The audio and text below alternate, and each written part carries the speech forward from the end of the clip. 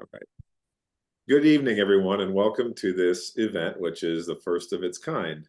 My name is Anthony Lamperos, and I'm an associate professor, chair, and an associate dean in the College of Communication and Information.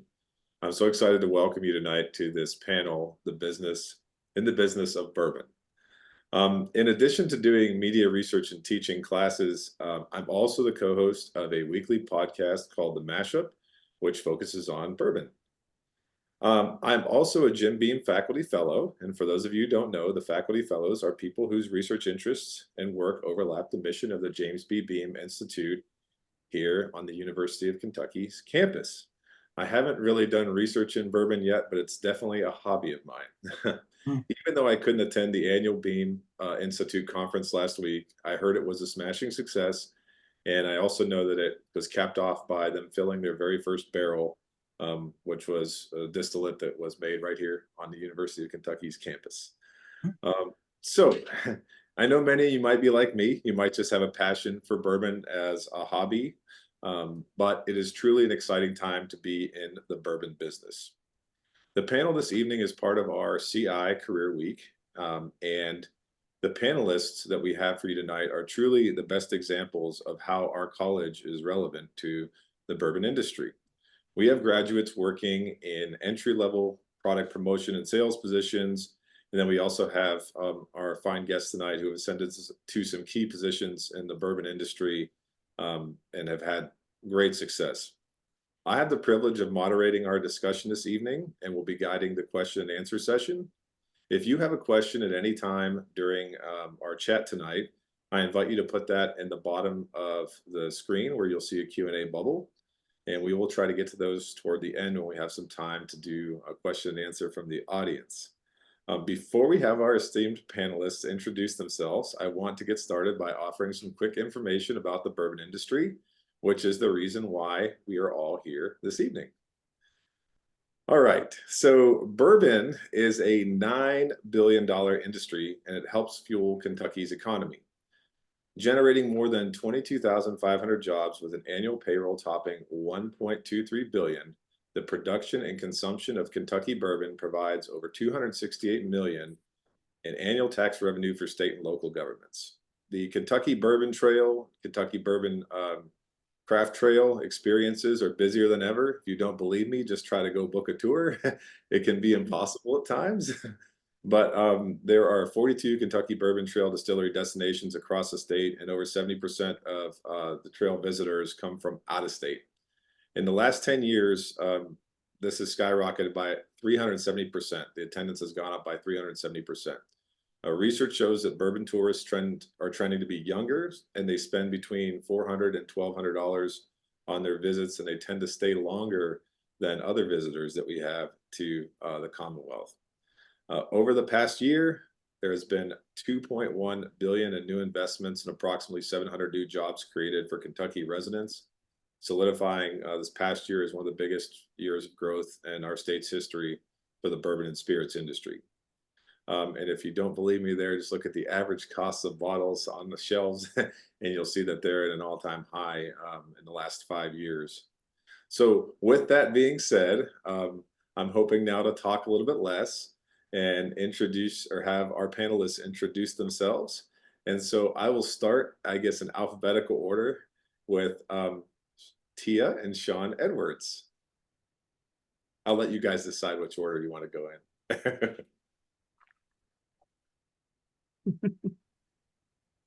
Maybe we'll have Tia lead us off. Yeah, Hi. So I'm Tia Edwards. I am a graduate of the College of Communications. I won't say the year. And my husband and I own a Fresh Bourbon Distilling Company here locally in Lexington. I'm Sean Edwards, co-founder of Fresh Bourbon Distilling Company, and I'm a graduate of the University College of Business, UK College of Business. And we're excited to be here. We appreciate being a part of this panel, and we look forward to the discussion. Wonderful, thanks. And on to Peggy. Hi, I'm Peggy No Stevens, graduate of the College of Communications, UK, and I'm president of Peggy No Stevens Associates. That is an experiential marketing and image company. I'm also the founder of the Bourbon Women Association. Wonderful. And last but not least, John Vidal. Hi, I'm John Vidal. I work for Brown-Forman. I'm a graduate, believe it or not, of the College of Communications in 1984 and the Martin School, Public Administration School. I got my MPA in 86. And at Brown-Forman, I've been here for almost 38 years. Seems like a long time, but gone very quickly because we're in the bourbon industry. So it's always fun. It's always a new day. For 3 years just prior to this, I also served on the Dean's Leadership Council for the College of Communications and Information. And prior to that, I served 12 years approximately on the Dean's Roundtable for the Gatton College for the MBA school. So welcome, everyone. Glad that you're here. And I hope that tonight is interesting and educational and enlightening for all of you. Thank you. And thank you all for introducing yourselves. I mean, to me, as a fan of bourbon, I'm so excited to be able to moderate this discussion with all of you. And so I want to start off kind of broad here, and I think this is a question that will be of interest to all of our audience members. I just want to know from each of you, and I guess we can kind of go in the order that we were, and people can jump in and we can interrupt each other. How did you find your career in the bourbon industry? So Sean and I wanted to bring a fresh approach to the bourbon industry, the name Fresh Bourbon. And we're both born and raised in Kentucky, have been around bourbon all of our lives, for family celebratory events. But as a couple, we began our journey on the bourbon tour experience. And at each place, it was amazing. Each distillery offers something very unique. But for me personally, Sean loves bourbon in a cocktail. I love it neat. And so we did not find a place exactly for me. You And said so that we wanted backwards, to too. create a product and a space where Yeah. you can drink bourbon however you like. Sean and I joke a lot. We would go on tours and he was enjoying his bourbon neat, and I would pull a ginger ale out of my purse so I can enjoy the experience just as much as he did. So we truly wanted to bring a fresh approach, and that's why we decided to create our own product from grain to glass, a product that was approachable but also an experience. I'll say that because Tia, you said that you enjoyed it neat, and it was the backwards. I enjoy I'm it sorry, neat. it was opposite. Yeah, Tia loves it in a cocktail. But like Tia said, we just felt like people should be able to drink bourbon however they like, and we approached it like that from our distillery downtown Lexington to just the way we approach the industry. We invite everybody to the bourbon industry. Excellent. Thank you. Peggy? Peggy? Well, I was born and raised in Kentucky. And of course, growing up, we always had Jim Beam decanters on our bar at Christmas. So it was always normal to see my mother have a highball, et cetera, which are in vogue again, so that's fun.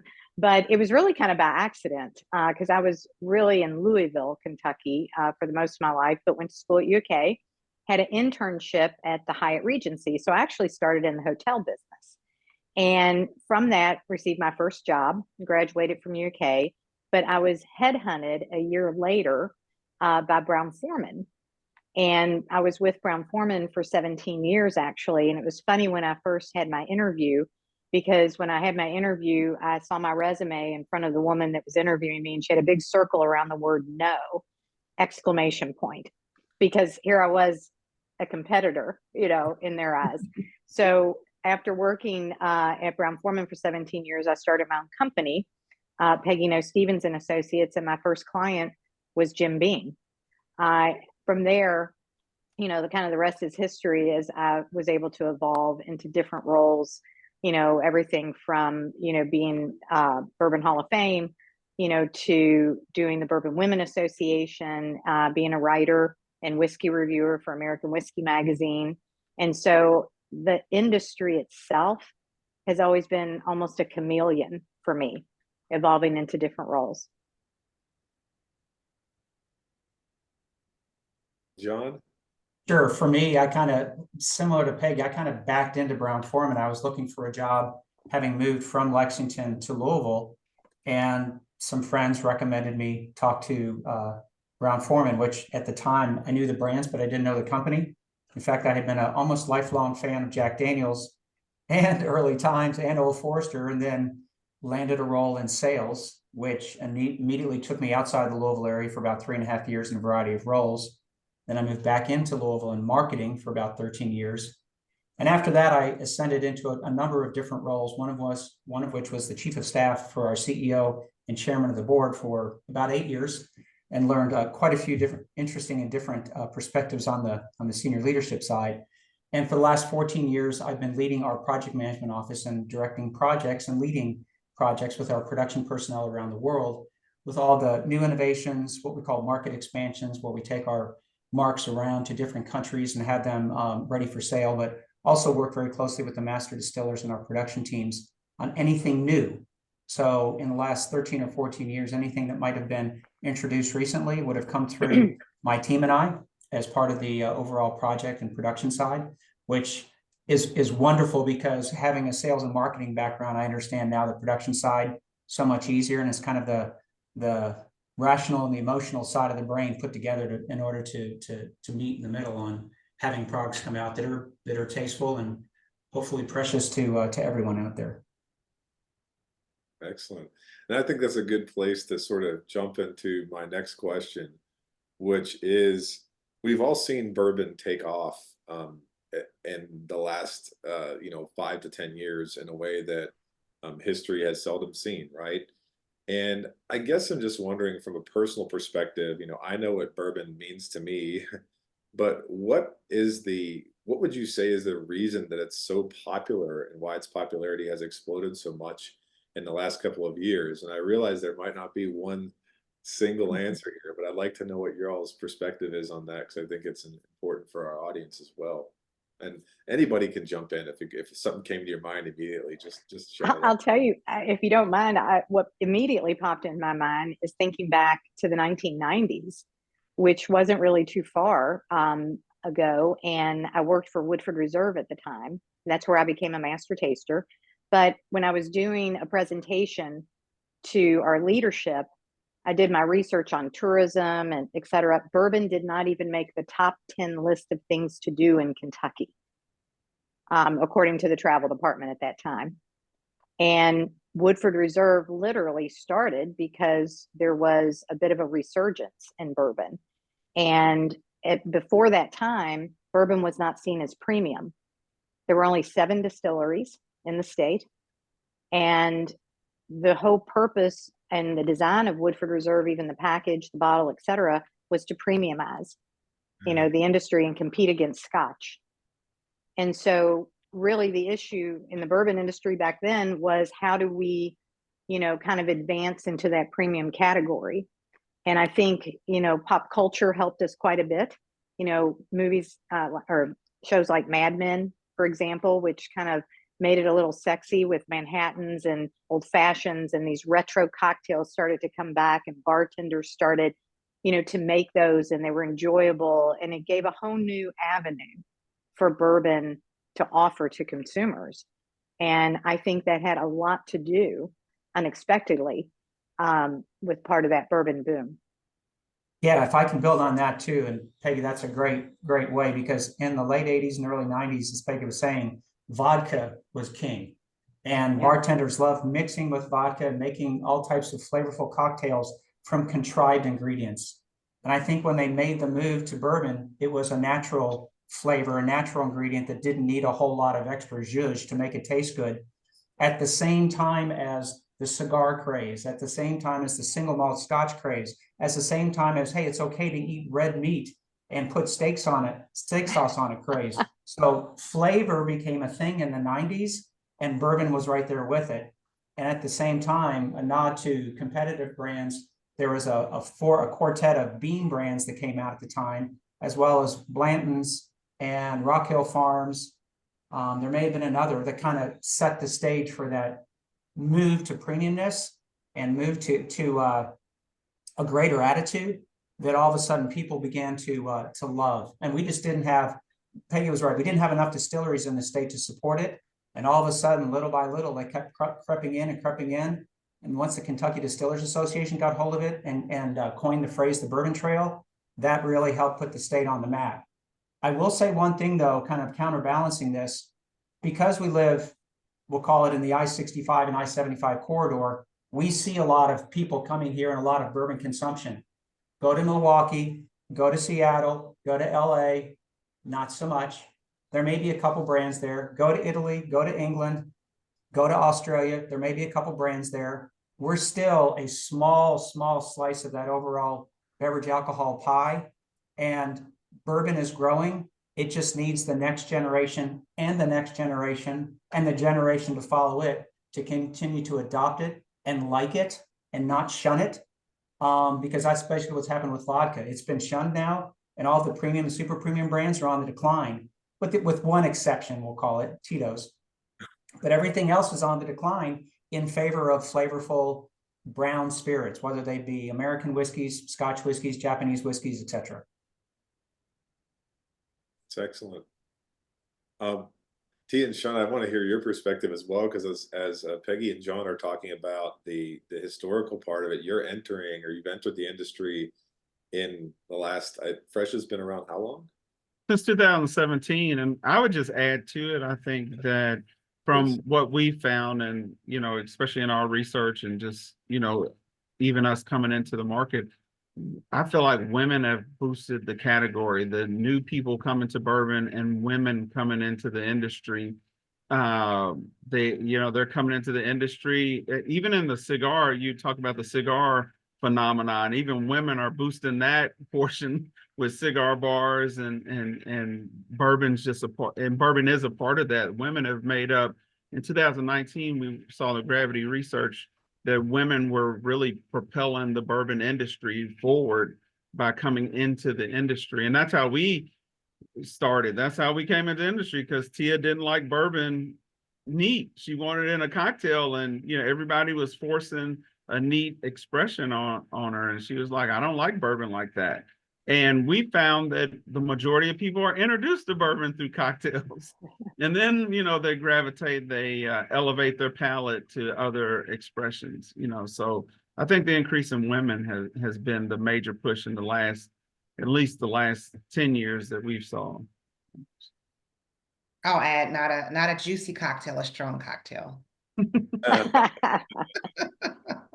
I think we can all appreciate a strong cocktail. Yes. I guess that's a good place to jump into what my next question was going to be, which is the market has changed. You guys have already sort of framed that for us, but where do you see the current trends at right now in the industry, and where I guess are there opportunities? So the trends and opportunities. I jump in here just from reading a lot of industry reports. I'm concerned about our industry because I think our industry is under fire from cannabis, from marijuana, from THC-laced cocktails, and it's not just in the US. Canada is a huge retail outlet now for THC cocktails, and we're seeing now declining trends in consumption in favor of those that are going to weed. And then you have things like dry January and the sober curious movement, so to speak, where people are either not drinking at all, drinking less, or drinking one and then changing off maybe to some other recreational form. So part of the industry trends aren't looking great right now, but for the brands in the industry, there's always opportunity. And in the last 2 or 3 or 4 years, new brands have sprung out of nowhere. And High Noon is a great example of that. It's a spirits-based cocktail that has taken the industry by storm, and now actually the largest in volume, and only been around for 3 or 4 years. Then you have historic brands that have been around for 130 plus years, like Old Forester, that are also seeing a resurgence based upon premium and super premium price brands. So there are niches, there are opportunities, but we also have to look out for the competition out there that if we're not careful, it's going to be a dark cloud over the industry. I couldn't agree more, John. And, to that point, what I'm seeing with our younger generation that's, moving into more disposable income is they're not necessarily loyal to one category of product. They have a broader portfolio. One night it might be tequila, the next night it might be a bourbon. Then they may move to, a canned cocktail. So it's like stretching it out a little bit. And that's where our industry has to be really creative and innovative, to keep capturing that. So one of the trends I think that has come from that is the growth of RTDs. More and more RTDs because they're easy. Meaning a ready to drink for those of you. Oh, I'm sorry. Yes, ready Yeah. to drink.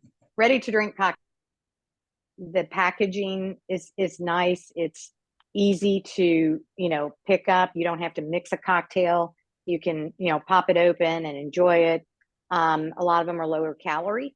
So I'm seeing that also as a trend, watching the calories in what you're drinking.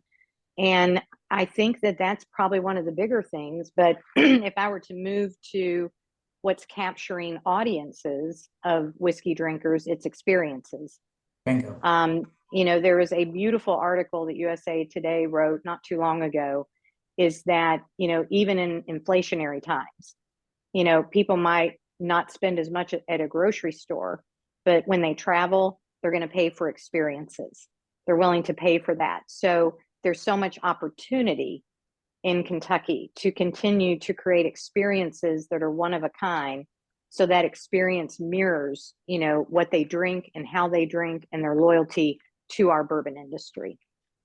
And I was going to piggyback on that as well. I feel like that us having the Bourbon Trail will help us, still bring people into our industry if we keep it fresh, pun actually intended. If we keep it going and moving in the right direction, adding on to the new visitor centers, the new experiences that people can come and come to Kentucky.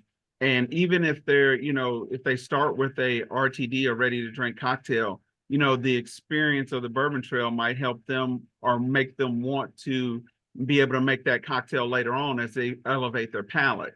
So I think I think you're right. We need to watch out for the other competition, but that's going to keep us sharp and keep us, focused on building the best industry that we can. Something that you also said, Sean, about women, in just diverse markets. I think that the industry has really opened up to marketing more to different audiences. Instead of the typical kind of white male in between a 30 and 50-year-old, age group. And I think that's very wise because women, for example, are the other half of the population, and it's a huge market for them. So I think looking at those types of opportunities as well for diversity. Yeah, I definitely agree. Gosh, it's so interesting. I'm just soaking it all in here to be part of listening to all your knowledge. I really appreciate it. Because you're talking about these threats to the industry and other things like that, and we have Tia and Sean with us who have built a brand, talking about the demographics or thinking about them, and then also thinking about how many competitors there are in the market. Could you, any of you with all of your experience in branding, tell us what the best way is to think about marketing either a new brand or bringing back an old brand to reach that market or that demographic that we're talking about?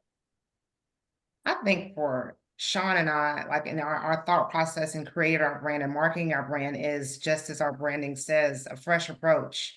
So being inviting to everyone, right? Everyone is welcomed to the bourbon industry, and you don't have to have a neat experience forced on you. And that is coming from personal experience and creating a space where it's welcoming to everyone. Wood and barrels are great, right? That's how our bourbon is made. But it's also nice to have chandelier to enjoy your bourbon experience as well, right? So we've seen a lot of women groups, bachelorette parties and girls' night outs, just being inviting to those people has really helped us be successful in our marketing and has helped spread the word. With us being a smaller brand that does not have the marketing budget that a lot of these larger distilleries may have, that's really helped us get our brand out.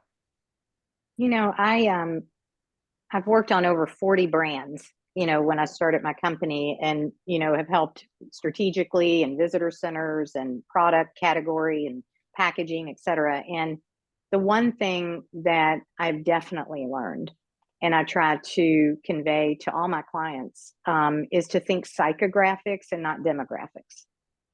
I think that there's a lot of heart focusing on drinkers, the psychographic of how you drink, the journey with bourbon that you're taking, whether you are a novice or what I call a bourbon hunter, that it's not only a hobby, it's a cult.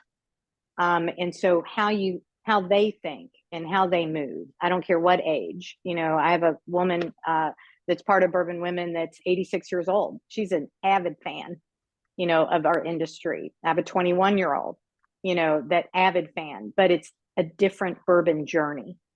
And so I think that is how we market to the future.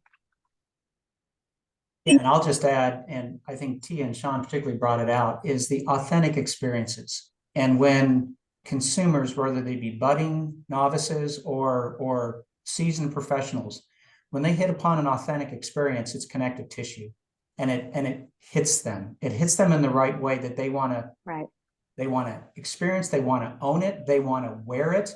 It may Right. be, how do you exemplify your badging, your brand? It's the car you drive, the watch you wear. Sometimes it's the brand you have in front of you on your home bar or or on the bar.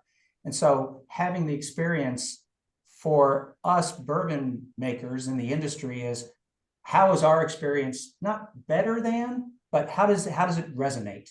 And so no one can be unique. No one can be the one that stands out.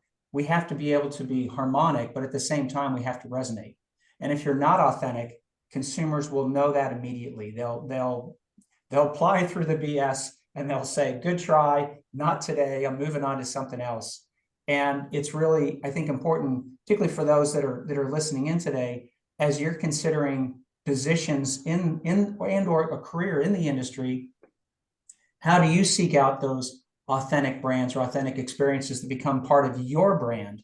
And you can associate your DNA with the DNA of the brand or the company that you plan to work with, and understand that you have to be telling the truth and you have to be upfront. You can't be contrived. And so, as they say, about the only thing that's left when we all die is our name and our tombstone, right? It's that whole thing about the dash. If you've ever heard the story, the poem, The Dash, right? And that's a powerful thing. If you haven't, look it up. But brands are the same way. When they devolve, what's left of them and how do people remember them? So I think we all want to evolve over time, but we also want to be authentic and be remembered for those good virtues. And connecting with consumers are the things that I think is a marketer's dream. Absolutely. That authenticity thing really is something that sticks with me. And I know that in each of your answers and thinking about new brands and new distilleries that are popping up, that does seem to be a key differentiating factor in a lot of who succeeds and who might not in the space. So building on that, I want to go back to something that John said earlier and talking about, we see the people that are coming here and that are, coming to your distillery, fresh downtown in Lexington and going all over the place. But what is bourbon, or what opportunities exist right now for bourbon, not just outside of Kentucky, but also internationally? Because I know there's a big push to try to take on, as Peggy mentioned, Scotch and things like that. And I just, maybe not even where the opportunities, what's the status of that? Like bourbon's stature internationally and just outside of the state? I think I'll speak first on outside of the state. And being a whiskey writer and reviewer, I'm tasting brands across the nation. I also do judge several spirit competitions, like San Francisco Spirit Competition. We tasted 300 products over the course of 4 days. Almost killed me. Are you looking for volunteers, Peggy? Yeah, exactly. It's tough work. But what I'm seeing across the states is regionality and personality. In our industry of brown spirits, anyway, we've never really talked about regionality. Kentucky's always had the pedigree, that is for sure, but it's because it was conducive to Mother Nature and everything that is produced here, from limestone water to white oak wood. But Texas definitely has a different flavor. They can age less years because of the heat. Colorado certainly has a spin on a different flavor profile due to their humidity, et cetera. So what I'm seeing more and more are these different styles that are coming, and it can saturate what Kentucky has, but Kentucky has such a large infrastructure, and pedigree to it, that's why the industry always comes to us for questions. If there's a startup distillery in Colorado, I might get a phone call asking me what I think about this and that, and we always oblige. We always help other distilleries. That's just what we're known for, and the Kentucky Distillers Association has been so famous for. But at the same time, we are developing in the US and across a ton of craft brands, some that will survive, and some that won't.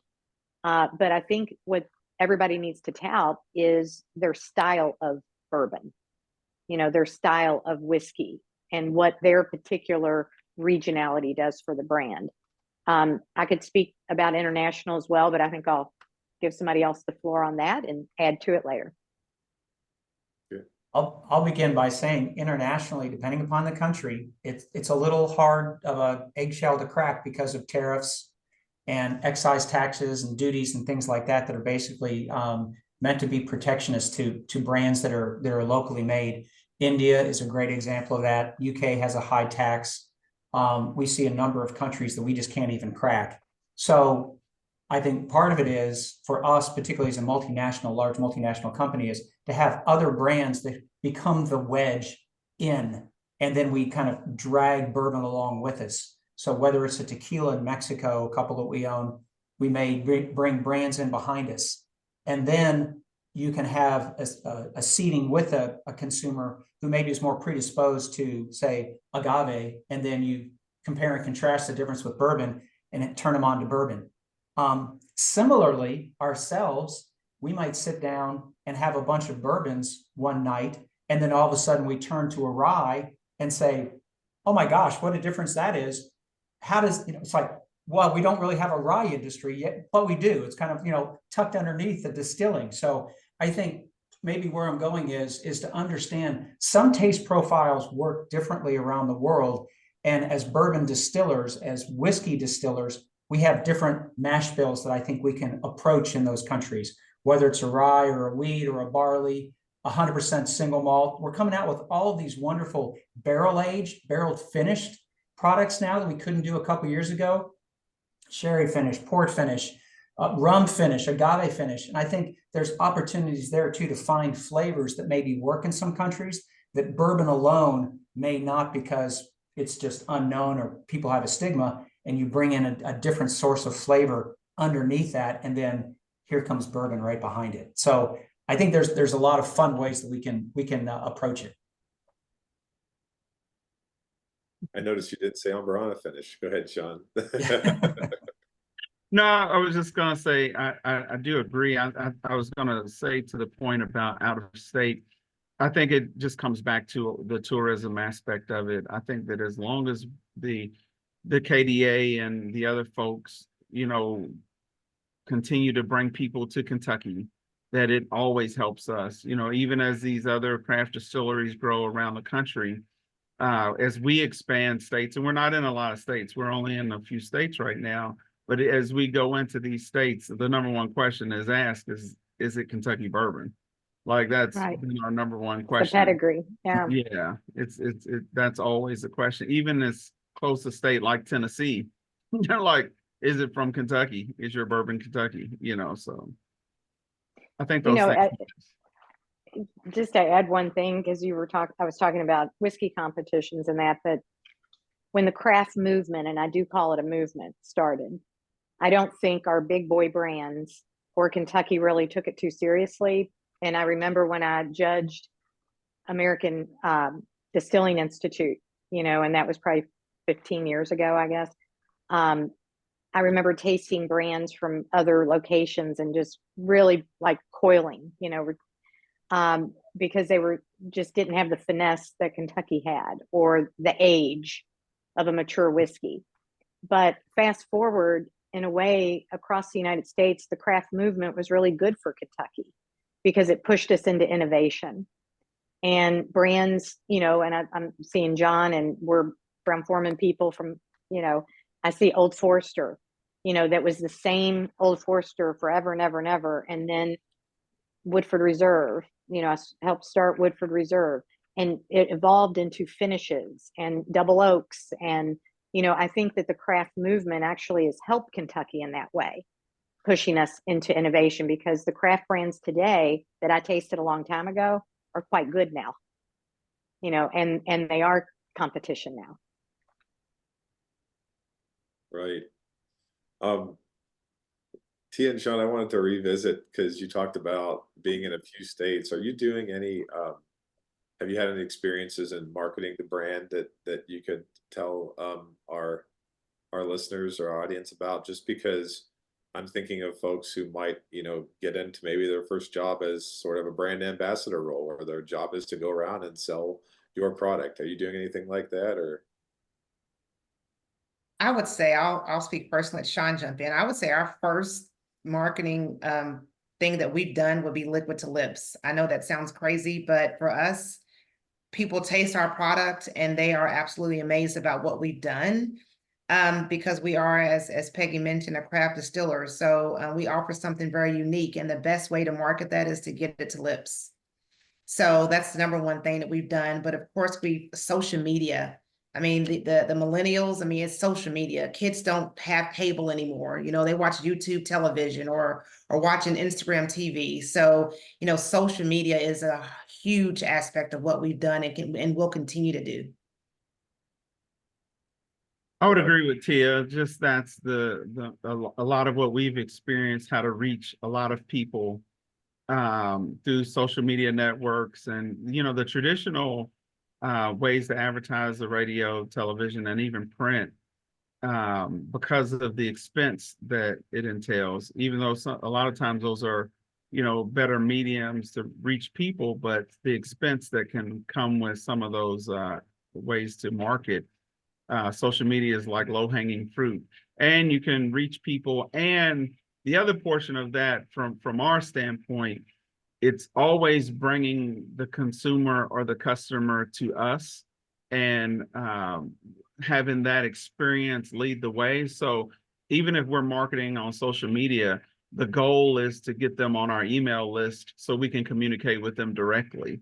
And so they're in tune to the brand and what we have going on, and the activities or experiences that we're offering. And I would say, especially social media, email marketing, a lot of those ways that companies are using to reach customers would be a focus for students to look at, especially as they enter into the workforce. That's great advice. I have one more question I wanted to ask about the growth of bourbon. And of course, here in Kentucky, we've seen some tremendous growth. And when I say tremendous growth, I'm talking about some of the big guys, right? Buffalo Trace added second still. Others have bought up distilleries or smaller distilling operations because they need the capacity to continue to distill. Um, can any of you, both as relatively new producers of a bourbon brand and those that have had the seasoned experience, talk about the growth or what you see happening next, potentially with expansion, or do you think it will level off? That's the million-dollar question, Anthony. That's why we also hire economists to come work for, and we work alongside with a lot of people in supply and demand planning and logistics. I think the hope is that it will continue to grow. Equally, this trend line in the US, but probably twice or three times as fast outside the US, maybe 10 times as fast as the US. But I think it takes new proprietors with interesting stories like the Edwards to take the risk and gamble. I think where the growth comes is from the smaller companies that are finding their new avenues for sale, not necessarily the larger companies that already have a large footprint. So we encourage more of that, definitely, and we would like to see more of that. And at the same time, there's always going to be opportunity as brands get sold, that some of those brands get sold off to other companies that then take it and rejuvenate them. Whether it's, we sold early times to Buffalo Trace. We sold, although it's not technically whiskey, Southern Comfort to Buffalo Trace. And they're going to do different things with it than we did. In time, we might see other brands come to, say, the Edwards, and they'll do something with that acquisition that perhaps the former parent company couldn't. So I think there's a lot of bandwidth still, current brands, and then some of the new startups have opportunities to move into places where they'll be able to push kind of tired old brands off the shelf. All those old ones that are dusty sitting on the bottom that no one cares about anymore. Love to see something like, the fresh bourbon come in and take charge of that real estate. I'm all about that, John. Appreciate it. Yeah, ask him for his phone number, John. Ask him. Yes. So y'all can keep in touch, right?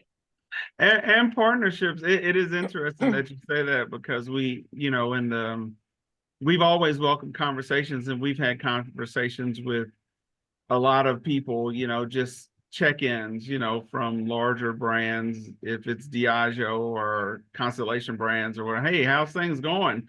And because, and what you're saying, I think is true, because the gravitation of people coming to Kentucky to have an experience that they can't have anywhere else. There's not a vodka trail. There's not a gin trail. There's not even a tequila trail. So it's like they can have an experience, and multiple experiences with the rise of the craft brands and so many different distilleries. They can have multiple experiences, and that that makes people gravitate to the industry.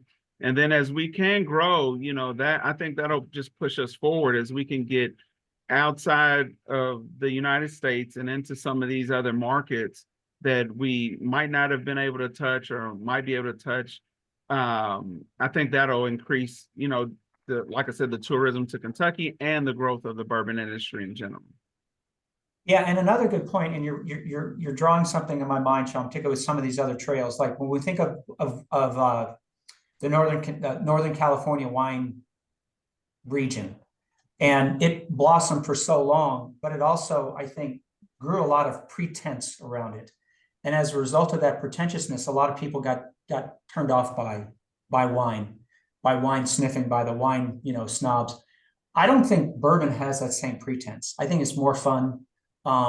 It definitely doesn't take itself very seriously, particularly when you look at some of the, historical roots of who some of the distillers and master distillers and those folks were. So I think we've got to keep our stories light and fun and entertaining, but we do have a tremendous couple of trails here throughout the region that are just entertaining. I mean, why wouldn't you come here for a week or 4 and, visit as many distilleries as you could and sleep in all the B&Bs and, drink all the mint juleps that you can around Derby?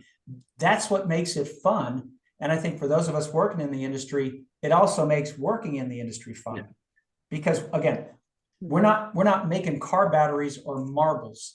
Okay. Right. You can't go to a party at a friend's house and take a bag of batteries and say, hey, let's taste these batteries. Right.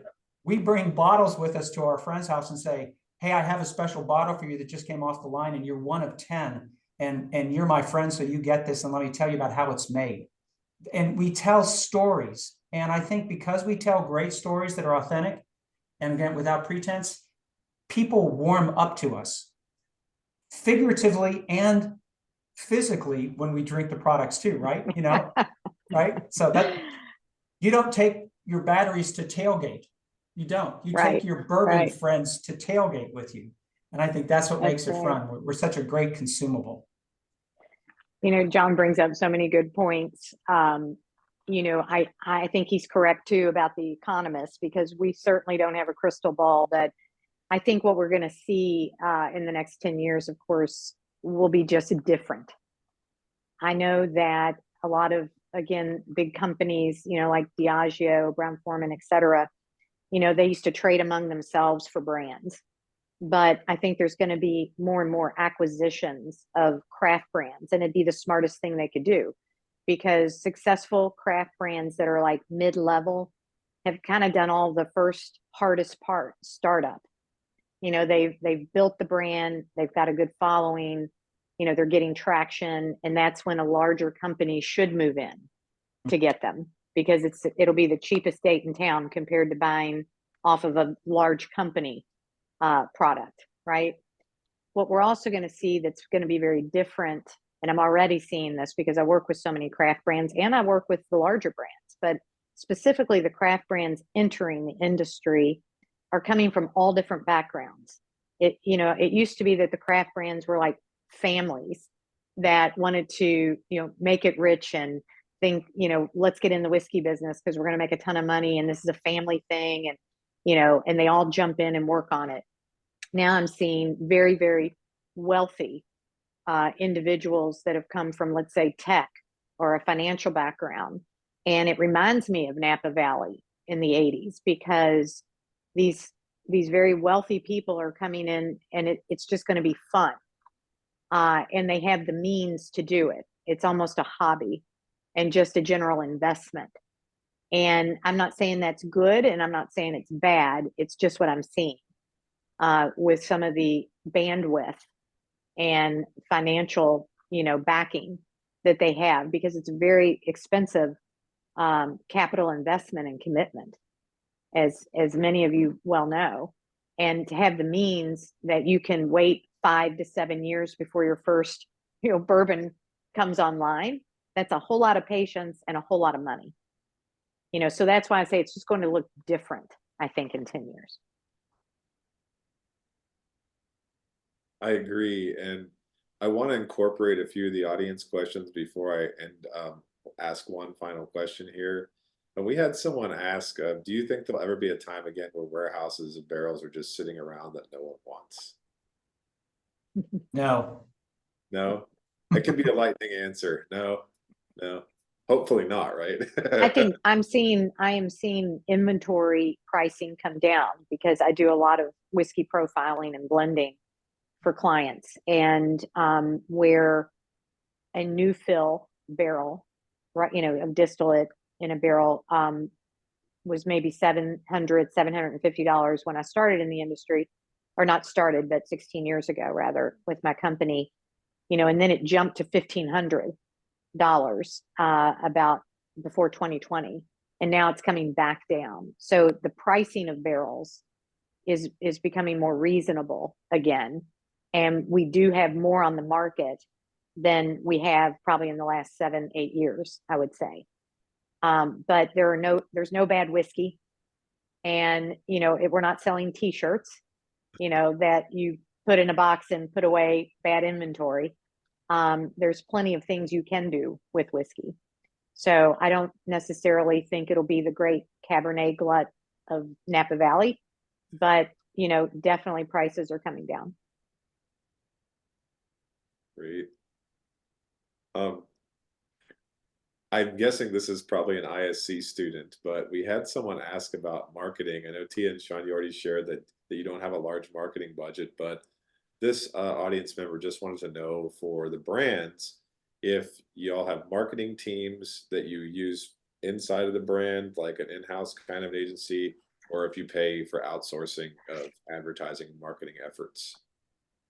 Yeah, we have an outside agency that we pay to manage our marketing and manages the social media companies that we work with to handle our social media. So she kind of pulls it all together to make sure that it stays on our proper branding strategy. Okay. Yeah, and we've actually, we have a balance of, or a combination, I don't know if it's a balance, but a combination of external and internal employees. And we've hired a number of internal employees from external agencies, whether those that we've used and have come up with our brands or from other companies, advertising, PR firms, communications firms. It's a good place to kind of cut your teeth and understand the business basics, maybe of an industry that you might like, whether it happens to be beverage alcohol or automotive or food service, whatever it is. But that's always a good place to start, is in a marketing role. As communications majors, marketing is 99.9% communications. So you're in a great position to move brain power into spoken word and motivational thought.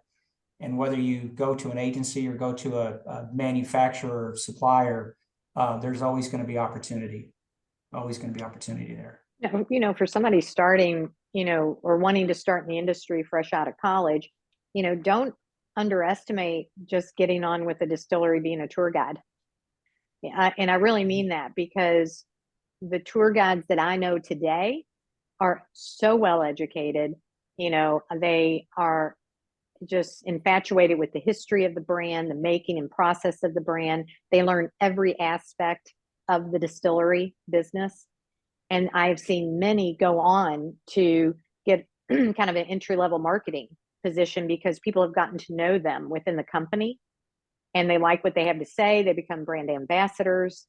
And then, they've set their career. So if, especially if you're looking for like an internship and you're over 21, I think it's a great way to put your foot in the door. To Peggy's point, I mean, you getting in the door, and even, as a tour guide, you learn the DNA of an organization. And as you grow inside that organization, even if someone comes from outside the organization, they might have, a better skill set. Even knowing the DNA of an organization, because where you started from and being Yes. involved in the organization already gives you some good leverage as far as moving up into the corporation, into the company. That's great advice. And I mean, I am still going to ask you guys eventually here about what advice you have for our our folks who want to get into the bourbon industry. So I'm glad that you're already talking about that. Another question that I wanted to bring up from the audience has to do with, I thought this was interesting. They said, is it a bigger challenge to get consumers to try bourbon or bourbon experiences, or to retain them, right? So they try it for one time, like the first time. How do we, they said metaphorically, keep these people in the store, right? If they're buying the bourbon, how do we keep them doing it? Sometimes you got to just sit them down and walk through the process and let them taste it. I mean, I think what Peggy does with the opportunities that she and her team do to provide the experiences, what T and Sean do to invite people to the distillery and do what was it, liquid to lips. I mean, it's an infomercial. It's more than just a tagline or a boilerplate. It's an infomercial, anywhere from 30 minutes to 30 days. And I think that indoctrination done properly will hook someone and allow them to, again, kind of understand and be a part of it, as opposed to someone says, here, take a shot of this. All right, let's move on to the next thing. That doesn't work. I think there needs to be education behind it, and a professional approach. I think it's really hard to have them retain. And I can only speak to what John was talking about, developing visitor centers and watching consumers. And, I was part of the original start of the Kentucky Bourbon Trail. And when we only had 7 distilleries and you went to 7 places, it was kind of easy to remember, right? But the consumer has grown so educated, and they do their homework and they do their research. And it used to be that seeing a fermentation vat in the 1990s was just really exciting. Now they want to know what strain of corn you have and where exactly in warehouse H in the crow's nest level 5 is that barrel hanging out. It's amazing to me. And so with Kentucky Distillers Association, I know some of the consumer feedback that comes back is, once you've been to one distillery, I've already learned the process, so I don't really want to go on tour because I've seen it 5 different places. So our challenge, and I really mean this from my heart, is we have to touch the consumer emotionally. And by emotionally is making that connection while they're on tour. One of the best memories of a tour experience is the tour guide, a lot of times, because they've made that connection, or something was said to them or given to them, or the experience that they had that stood apart from all the others. So touching a consumer emotionally is how you win at the marketplace. We've been doing a lot of of our research in that, because what about our brand helps the customer win, or helps the customer be better themselves. It's them being involved in our brand, helping them out, helping the customer out, because we've looked at customers and we've tried to talk and have communication with customers that have came to our experience several times. And so, multiple times we've interacted, and we're trying to figure, because our experience is small. So That's fabulous though. yeah, we've been Fabulous when taking they come that back. information and trying to put that together to hone in on that relationship and having that experience hit those chords every time to make someone who would want to come to our experience 2 and 3 times. We have multiple people visiting our experience multiple times, and we're honing in on why they do that and how we can continue to do that and how we can have that experience for each person that comes through. And I'll just add to Wonderful. that, just encouraging each person to have define themselves on their individual bourbon journey. What do you like about your bourbon journey? And it doesn't have to be what mine has been. It doesn't have to be what Sean's has been. What do you like about your bourbon journey? How have you individualized that to speak to you that will make you want to come again? And Right. I think that's the great thing about the Kentucky bourbon industry, right? I mean, there is a place for everyone in the Kentucky bourbon industry on the trail. People can find themselves enjoying it the way that they like it. And they may like something about another experience. They may not like about a different one, but there's something for everyone in the Kentucky bourbon industry. Yeah, that's excellent. And we are on limited time here. We probably only have time for one more question. And I'm gonna make it a fun one. Uh, and if you had one bourbon to drink, what would it be? And I'm not gonna judge, we're not judging anybody based on whatever you say. So you can pick a competitor brand, you can pick your own brand, but we want to hear what bourbon it would be, and then I have a few closing remarks. I'll start. I would drink fresh bourbon. I would drink our brand. We, Wonderful. it is very deliberate. It's we went through, we tasted probably 200 bourbons trying to hone in on the recipe that we wanted. So we came up with that mash bill, and, it's very unique in the industry. We're the only bourbon in the industry that uses honey malt as a second primary grain. And so we feel I like what I would drink my bourbon. I'll agree with Sean on that one. I know it sounds typical, but yeah, I drink our bourbon. Even on vacation, I pack it in my bag when we go out of the country to make sure that I can have the experience that I want when I'm enjoying the bourbon in the swimming pool. So I would say our bourbon, fresh bourbon. Excellent. Go ahead, Peggy. Well, what I always tell audiences is my favorite bourbon is Kentucky bourbon, Oh. or the one you buy me. That's my favorite. That's my favorite. That works. But I've been known to be very partial to Booker's. Okay. Very good. The other half of the question, Anthony, is when you drink it and where you drink it also. So I think there's day parts, and I have different bourbons or ryes for different day parts. If I'm at a Kentucky football game tailgate, it's Old Forester 100 proof and Ale 81.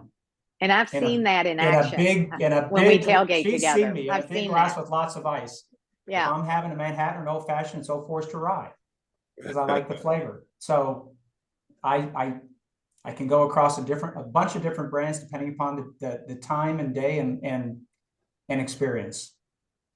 Well, there's so many good ones to choose from. I mean, it's so hard. And I promise I'm not sucking up, but if I had one bourbon to drink, it'd probably be King of Kentucky. When you can find it. I mean, that's when you can find it, right? No. Yeah. Keep on looking, Anthony. This this has been a wonderful discussion. I really appreciate all of you for your time and also for being such great examples of what you can do as graduates of our university, Gatton, and also from our college, the College of Communication and Information. I couldn't get to all the audience questions, but hopefully I can send those to you, and you maybe can answer them, and we can connect people on email. But this has been absolutely great experience, and I hope that the audience learned a lot. I noticed that we had up to 44 participants at one time, and just now as we're cresting, we've only lost a few of those. So everyone's been very interested in what you have to say, and we really thank you from the college for participating in this first event of its kind, and hopefully not the last one. Maybe you. the next Thank you. one It's we'll been a do, we'll pleasure. do live from the fresh bourbon tasting room. Yeah, Oh, Yeah, Sounds I like a think that's a great good idea. idea. that'd be awesome. that would work. All right. Thank you for having us. Thanks for having Thank us. you. All right. Yeah, And thank you. please, Thank you for hosting. you're very welcome. And for those of you who attended, please complete the survey when you leave. We'd really appreciate it. All right. Thank you all. Have a great evening. Thank you. Bye-bye. I know. Thanks. Bye-bye.